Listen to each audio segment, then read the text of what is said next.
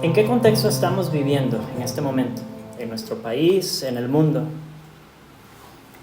Hay muchas cosas ocurriendo a nuestro alrededor, corrientes, ¿verdad? Ideologías que vienen y van, movimientos en el ámbito político, económico, social, educativo, por todo lado hay movimiento y a veces es difícil entender exactamente qué es lo que está pasando, pero el Señor nos ha ayudado a través de su palabra como a hallar un filtro claro, un poco conciso de qué es lo que está ocurriendo en el mundo. Y es que la historia del mundo es una que se repite de alguna manera. El carácter del ser humano y lo que las personas hacen como grupo y como individuos tiene resonancia, como un eco a través de las edades. Entonces, estamos estudiando Romanos y a través de esta carta, los versículos que vienen después del versículo 18 en adelante hasta el final del capítulo 1 son un diagnóstico.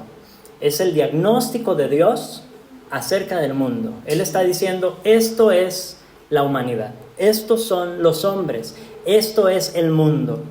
Pablo nos pinta un cuadro y no es un cuadro muy alentador, no es un cuadro lindo, es un cuadro triste, realmente, y muy contrario a lo que la sociedad piensa y enseña, porque si ustedes escuchan afuera, lo que suena normalmente es que el hombre ha evolucionado, ¿verdad? Que viene como mejorando, que empezó mal, empezó simple y se ha venido desarrollando para ser cada vez mejor, y entonces se asume que estamos progresando y que el ser humano es cada vez mejor y que la humanidad está cada vez mejor.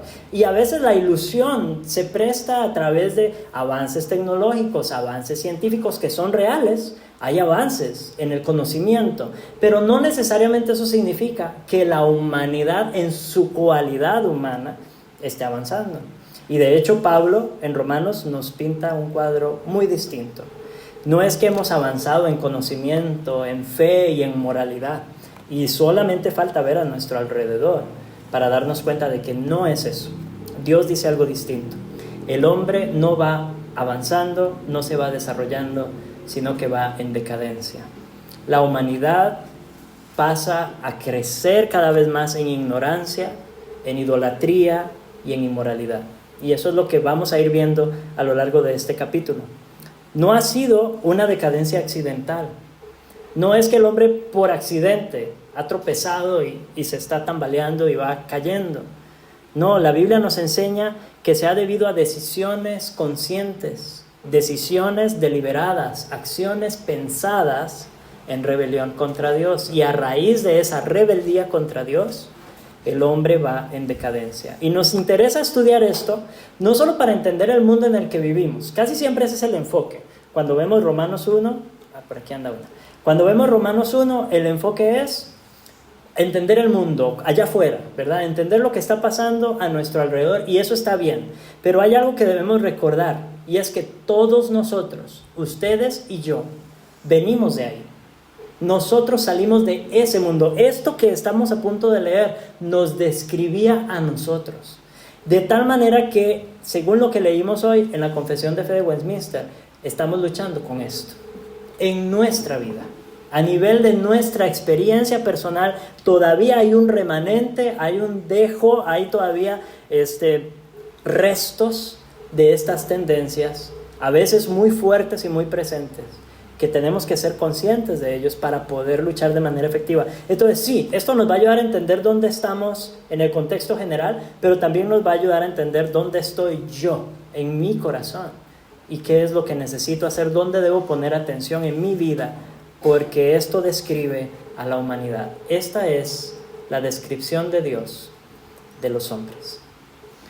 Porque la ira de Dios se revela desde el cielo contra toda impiedad e injusticia de los hombres, que detienen con injusticia la verdad. Porque lo que de Dios se conoce les es manifiesto, pues Dios se lo manifestó. Porque las cosas invisibles de Él, su eterno poder y deidad, se hacen claramente visibles desde la creación del mundo, siendo entendidas por medio de las cosas hechas, de modo que no tienen excusa. Pues habiendo conocido a Dios, no le glorificaron como a Dios, ni le dieron gracias, sino que se envanecieron en sus razonamientos y su necio corazón fue entenebrecido. Profesando ser sabios, se hicieron necios y cambiaron la gloria del Dios incorruptible en semejanza de imagen de hombre corruptible, de aves, de cuadrúpedos y de reptiles. Oremos.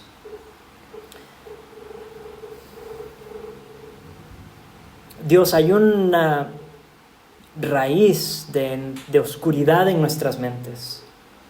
Según lo que acabamos de leer en Romanos, venimos de un entenebrecimiento en nuestro corazón, en nuestra mente, que no nos permitía verte a ti, que no nos permitía conocerte.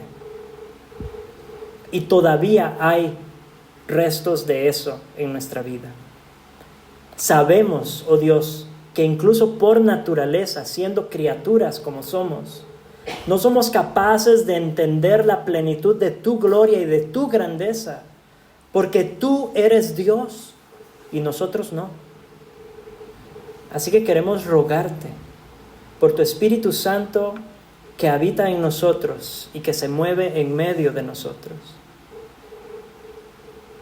que aclares estas verdades en nuestras mentes y en nuestros corazones, que las hagas calar hasta lo más profundo de nuestro ser y que estas verdades transformen nuestra vida de manera efectiva, de tal manera que nuestras acciones, nuestras decisiones, nuestra vida visible en este mundo sea un canto de alabanza y un testimonio de lo que tú haces a través de tu palabra en tu pueblo.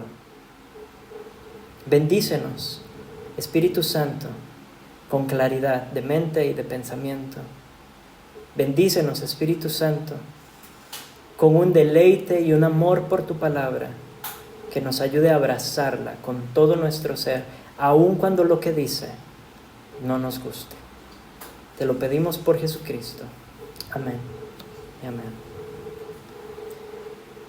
El cuadro empieza mal. Desde el principio lo que dice es que la ira de Dios se revela desde el cielo. La ira de Dios se revela en contra de toda impiedad e injusticia de los hombres. Es algo que no está oculto. Y nosotros vemos en el mundo cuando ocurren cosas desagradables, ¿verdad? Cosas malas, y casi siempre decimos que o Dios es injusto o Dios es malo, pero lo cierto es que somos pecadores. La humanidad es una raza caída que merece juicio. Y cuando hay destellos de ese juicio final que vendrá, nos escandalizamos, ¿verdad? Nos asustamos cuando vemos cosas malas que ocurren a nuestro alrededor. Pero lo cierto es que Dios es un Dios justo. Él no va a cometer ninguna injusticia, jamás. Es contrario a su naturaleza. Y sin embargo, el pecado, Él lo tiene que castigar. Entonces, hay muestras de su ira a nuestro alrededor hoy. Pero Pablo también tiene en mente ese momento que hemos confesado en el credo de los apóstoles, cuando Cristo vendrá a juzgar a los vivos y a los muertos. Se acerca un día en el que Él volverá, ya no como ese bebé acostado en un pesebre, envuelto en pañales y llorando. No, Él va a regresar como rey y va a regresar como juez. Y debemos ser conscientes de esa realidad. La ira de Dios está sobre la humanidad. Se revela, no es algo que está oculto, no es algo que está escondido, no es un secreto que Dios se enoja contra el pecado, que aborrece el pecado y que va a castigar el pecado. Dice que se revela contra toda impiedad e injusticia de los hombres. Son dos palabras que no significan exactamente lo mismo. La impiedad tiene que ver con nuestras acciones delante de Dios. Es nuestra vida delante de Dios.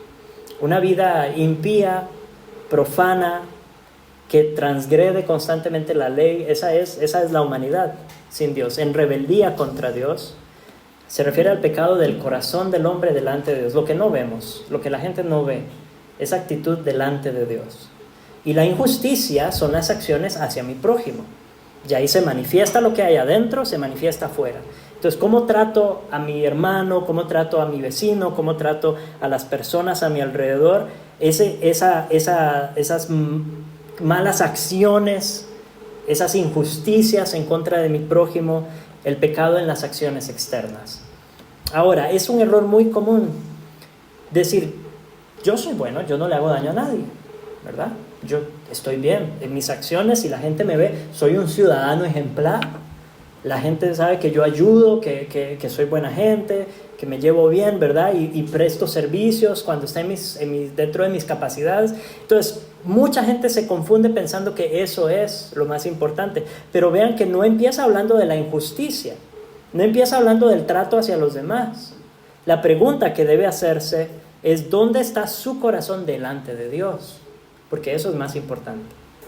Lo más importante es primero saber cuál es mi actitud hacia Dios, hacia el hecho de que soy criatura de Dios, hacia el hecho de que debo vivir para Él. Para eso fui creado por Él, para Él. Y todas las personas tienen una conciencia de eso, de que hay un Dios y de que debería yo vivir para ese Dios y de que de alguna manera sé que voy a tener que rendir cuentas. Esa es una realidad presente en la mente de todos, a veces muy atrás y a veces muy presente, ¿verdad? Pero todos tenemos ese eco ahí diciéndonos: aquí hay algo más, ¿verdad? Esto no puede ser todo, hay algo más que esto que estoy experimentando. Veo la creación a mi alrededor y ahorita vamos a hablar de eso y me da un testimonio bastante claro. Pero ¿qué es lo que hacen los seres humanos? Detienen con injusticia la verdad. Y esto es importante. No dice que ignoran la verdad, que pobrecitos no conocen la verdad, no saben mejor, no tienen un mejor criterio, ignoran. Es un tema de ignorancia, de falta de información. No dice que la ignoran, dice que la detienen, que la refrenan, que la suprimen, que tratan de contenerla en sus mentes, como deteniendo una bola debajo del agua, con todas sus fuerzas, para que no salga, para que no se vea, para que no se sepa que esto es verdad. Es un problema de rebelión en contra de esa verdad, de ese conocimiento, que está ahí latente, pero no lo quiero aceptar, no quiero vivir ante esa realidad. Dios existe, soy creado, no me gusta. Dios existe, soy creado, no me agrada esa idea. Porque ¿qué significa que Dios existe? ¿Y qué significa que soy criatura? Significa que viene un día en que tendré que rendir cuentas. Eso es lo que significa. Significa que si Dios me creó, Dios me puede rendir cuentas. Que si Él me creó con un propósito, Él puede demandar cuentas de mi vida, de si he vivido o no conforme a ese propósito. Y esa verdad no nos gusta. No nos gusta. Nos gusta sentirnos autónomos. Nos gusta sentirnos dueños de nuestra propia vida. Y nos cuesta aceptar la verdad. Ahora nosotros como creyentes, todavía hay un eco de esto. Todavía nos cuesta doblar nuestra rodilla ante lo que Dios dice en su palabra.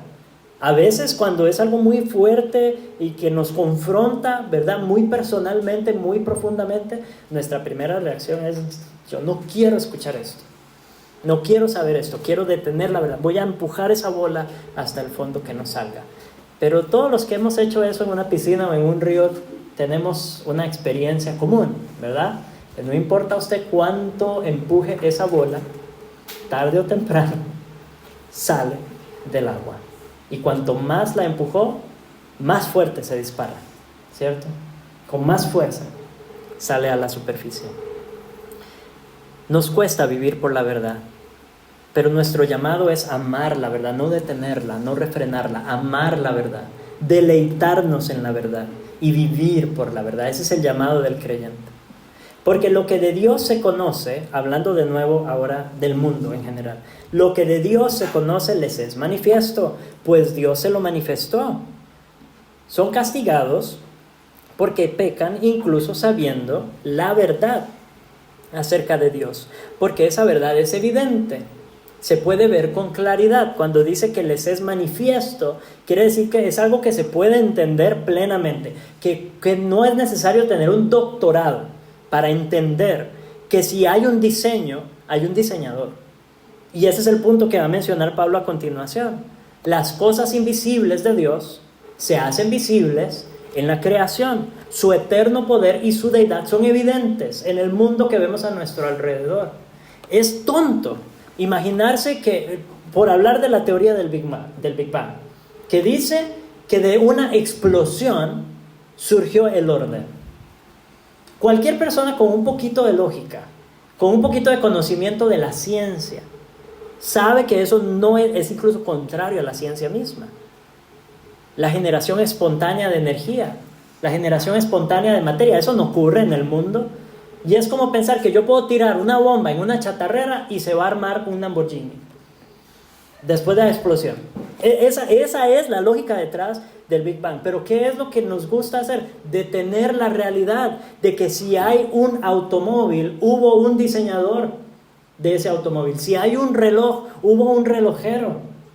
Si hay un mensaje escrito, hubo un escritor. Y la creación entera es un testimonio irrefutable de que hay alguien inteligente detrás. Si existe la creación, existe un creador. Esa es la verdad lógica, pero no nos gusta. No nos gusta. Sin embargo, ahí podemos ver el poder de Dios. Porque hablar de un reloj, podemos entender un reloj si nos esforzamos. Podemos llegar a replicar un reloj. ¿Cierto?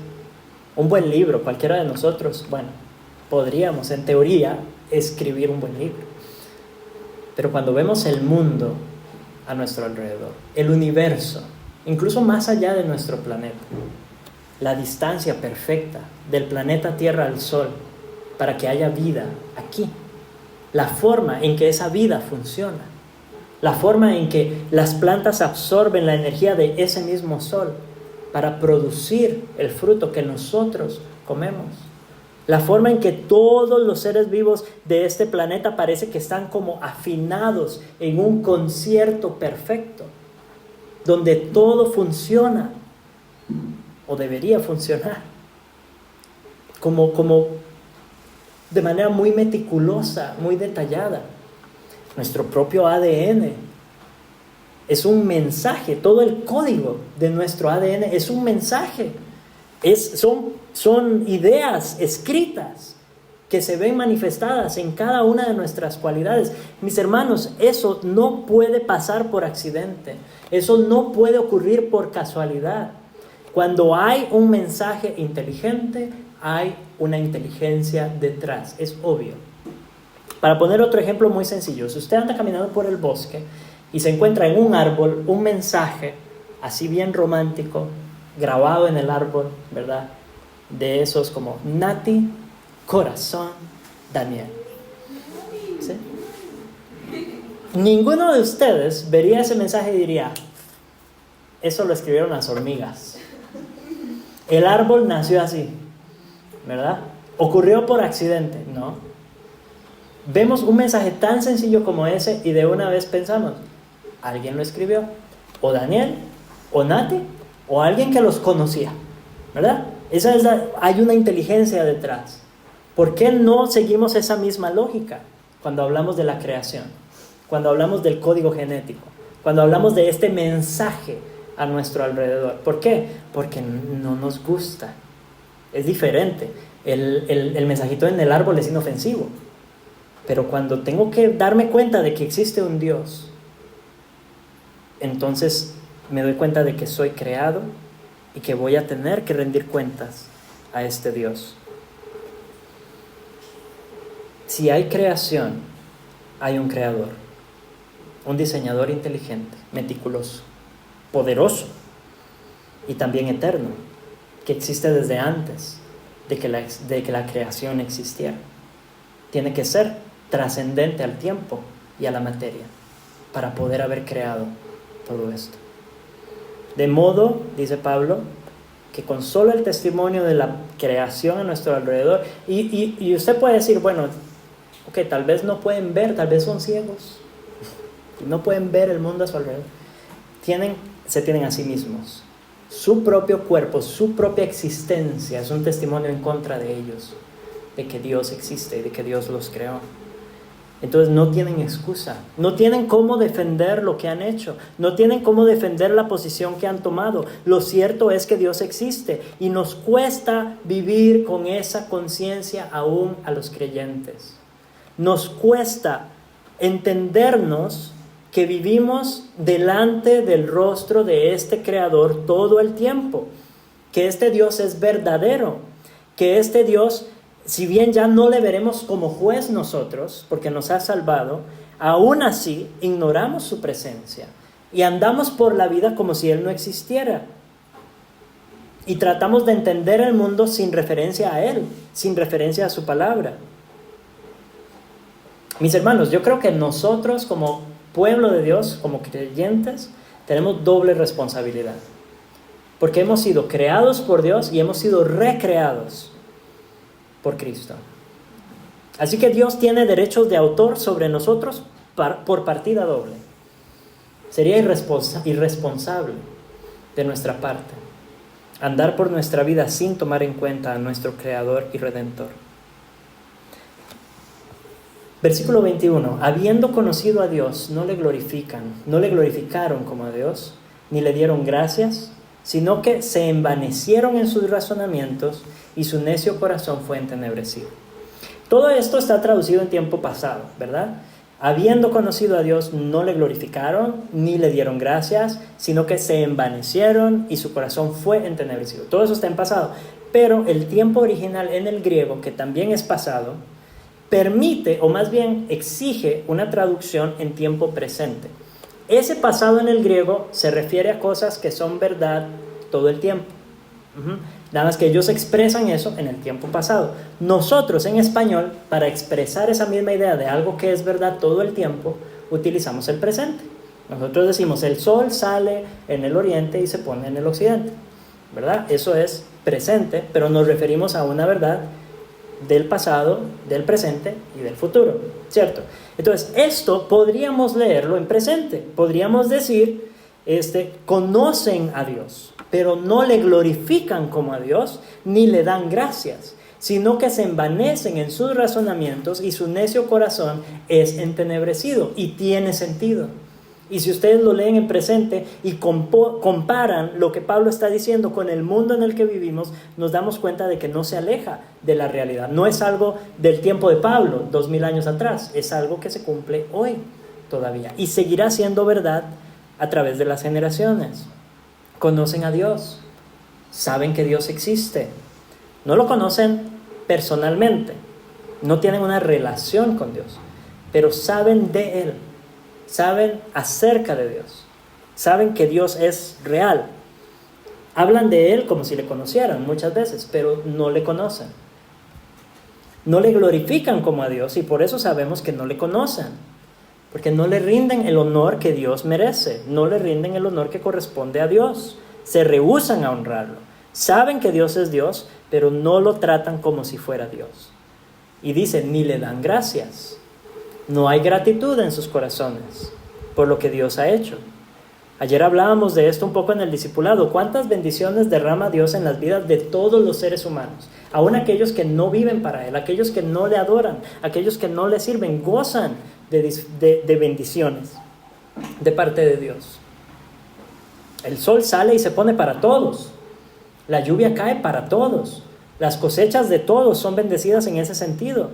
Él derrama bendiciones sobre creyentes e incrédulos todo el tiempo. Y el mundo, que debería estar completamente plagado, el mundo que debería ser por completo destruido por esa ira de Dios santa, no lo es. No está completamente destruido. Sigue habiendo vida, sigue habiendo avance. Dios sigue mostrando su gracia. A los seres humanos que deberían ser fulminados por su pecado, Dios aún les muestra su gracia. Y ellos no le dan las gracias. No lo reconocen como a Dios, ni le dan las gracias, sino que se envanecen, dice, en sus razonamientos. O sea que sus pensamientos son vanos. Dedican sus esfuerzos mentales a pensar cosas que no tienen ningún valor. Sus procesos mentales no llegan a nada.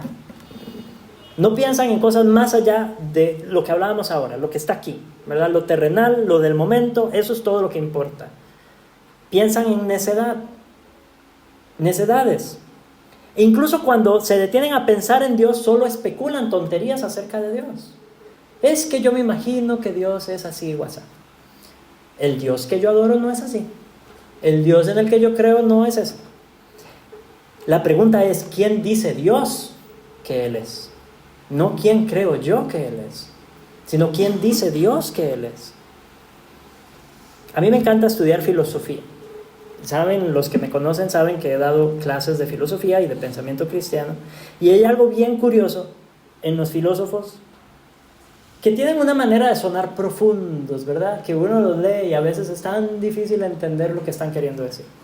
Suenan y usan palabras grandes, ¿verdad? Voy a usar una palabra grande. Son grandilocuentes, así como acabo de serlo yo, ¿verdad? Palabras así de domingo. Y se confunde uno al leerlos pensando que, wow, estas verdades me trascienden, ¿verdad? Yo no soy muy simple, mi mente muy pequeña, yo no podría entender. No, si ustedes lo llevan a las consecuencias lógicas de lo que ellos están diciendo, son puras burradas. Son necedades, son vanidades, cosas sin sentido. Pero cuesta darnos cuenta de eso. Es una tendencia en la humanidad, filosofar tonteras. Perder el tiempo en cosas vanas, en lugar de detenernos a preguntarnos, ¿cuál es la verdad? ¿Y dónde puedo conocer la verdad? ¿Quién es Dios verdaderamente?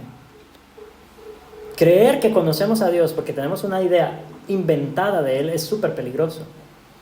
Es súper peligroso. Debemos conocer a Dios tal y como Él se ha dado a conocer. Yo no creo que a Dios le importe estas cosas que yo estoy haciendo.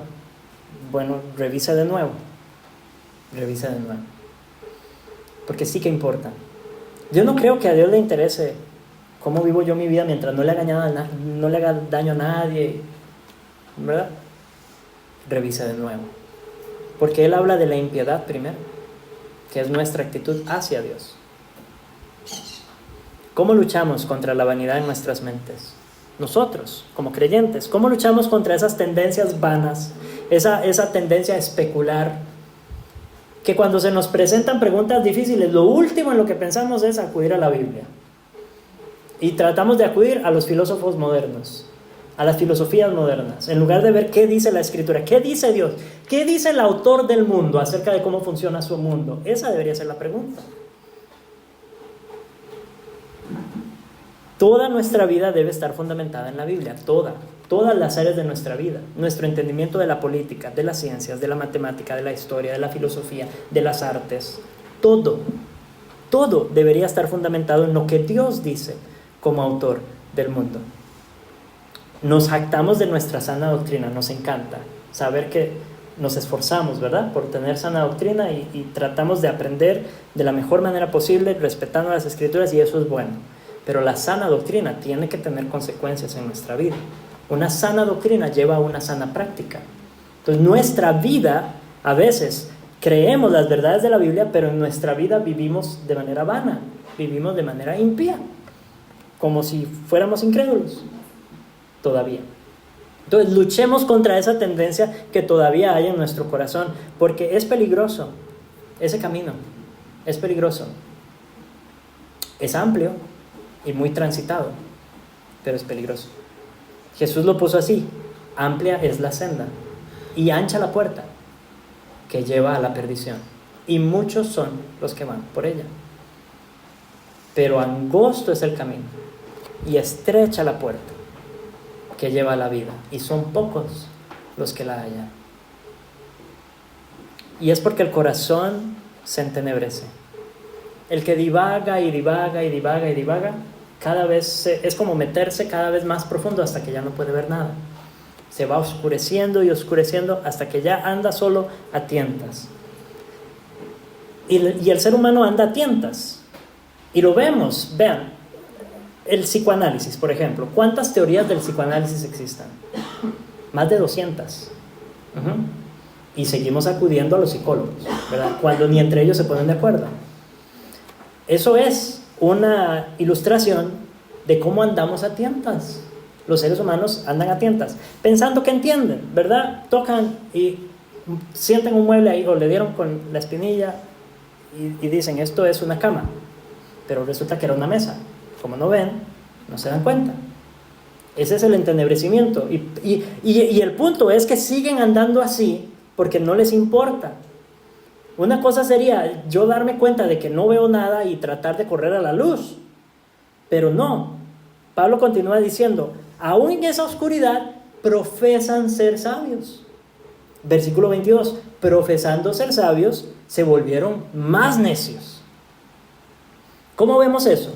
Igual se creen que saben. Ciegos guiando ciegos. ¿Sí? Andan a tientas creyendo que ven. Y entre ellos se dan premios. Y aquí se aplauden. Y se ofrecen títulos en las universidades, ¿verdad? Psicólogos ofreciendo títulos a otros psicólogos. Y filósofos de la educación ofreciendo títulos a otros filósofos de la educación. Biólogos, que no hay nada malo con la biología, obvio. El problema es que el punto de partida de ellos es que todo es evolución, todo es accidental, somos solo materia. Y ahí están, creyendo que saben y otorgando títulos a diestra y siniestra, celebrando el conocimiento según ellos, pero todos entenebrecidos y a tientas. Su corazón, dice, está lejos de Dios. En todo su esfuerzo, mientras no reconozcan a Dios, todo su esfuerzo va a terminar en vanidad. Les voy a dar un ejemplo sencillo. La botánica estudia las plantas, ¿cierto? La zoología estudia los seres vivos, los animales específicamente. Y yo puedo entender cómo funciona el sistema nervioso de un animal. Puedo entender cómo, de nuevo, la clorofila es absorbida por la planta a través de las hojas y todo eso le da la vida, etc. Yo puedo entender esos procesos biológicos. Pero si me preguntan, en última instancia, ¿por qué está esa planta ahí? En última instancia, ¿por qué está ese perrito ahí? Ese gatito, ese elefante, ese león, esa jirafa. ¿Por qué están ahí? El ser humano sin Dios no puede contestar esa pregunta. Porque le falta la verdad trascendental, la verdad más importante.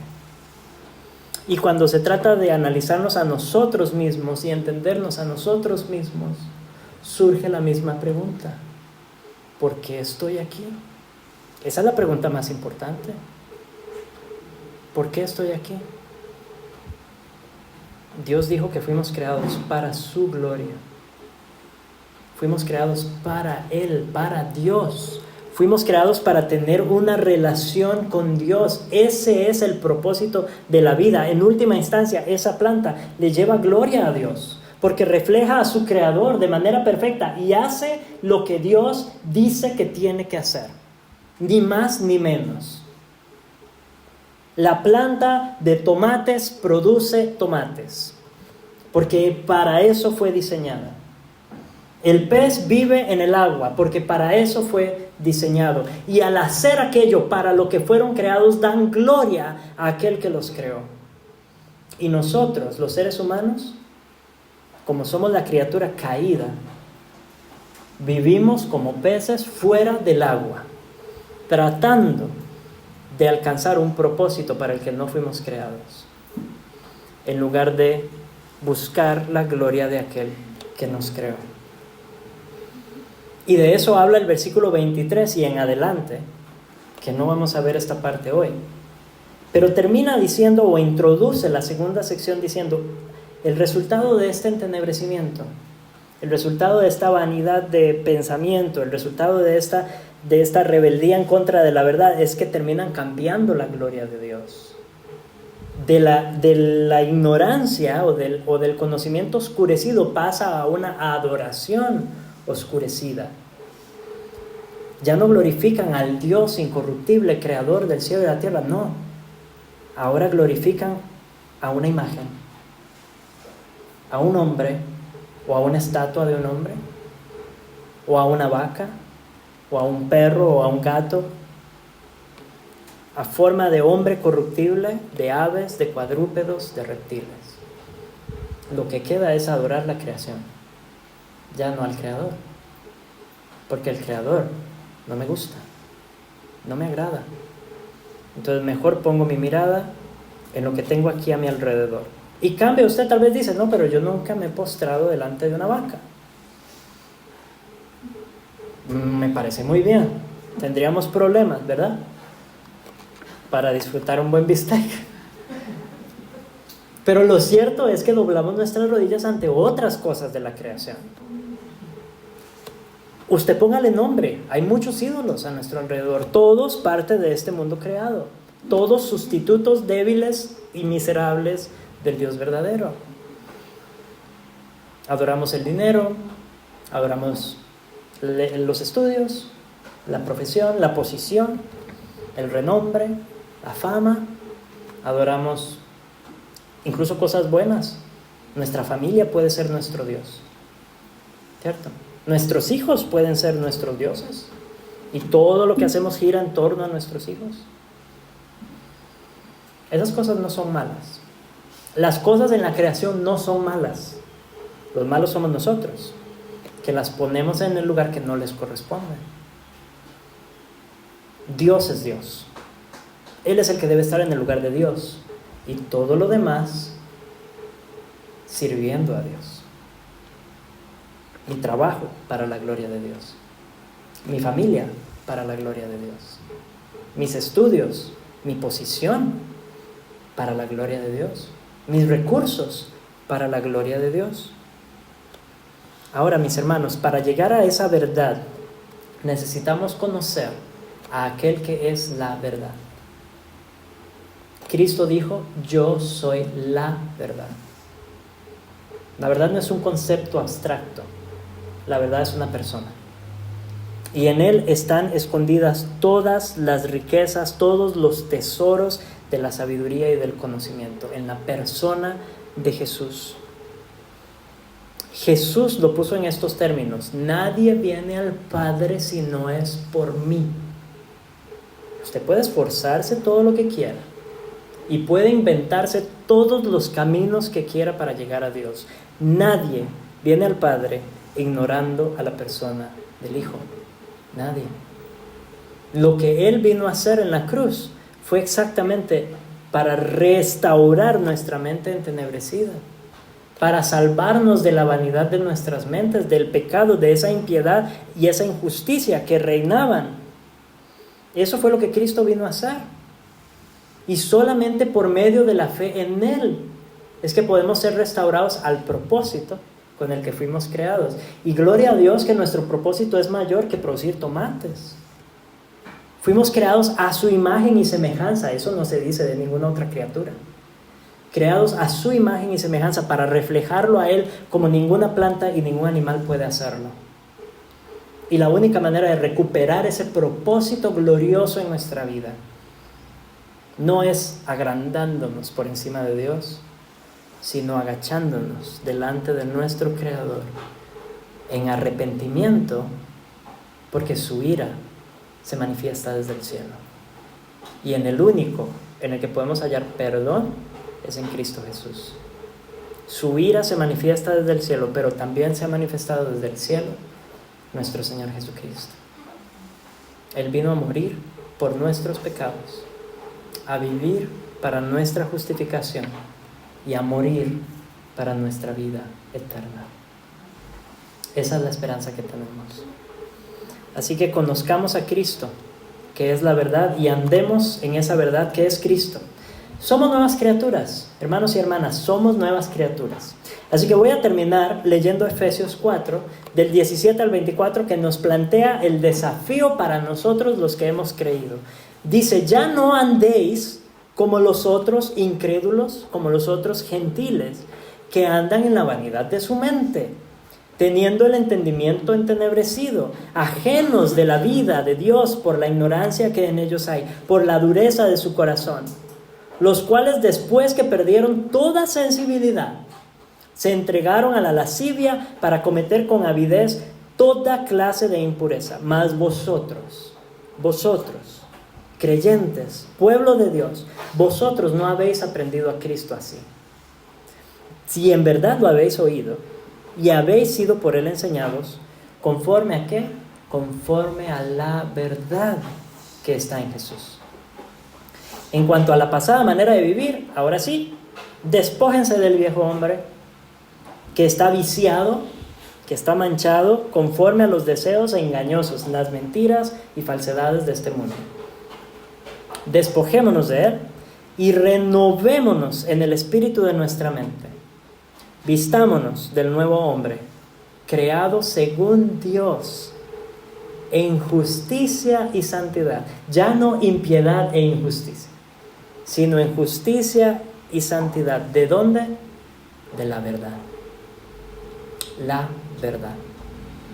Que Dios nos ayude a que esa verdad que conocemos podamos abrazarla y vivirla. Y esa verdad es Cristo.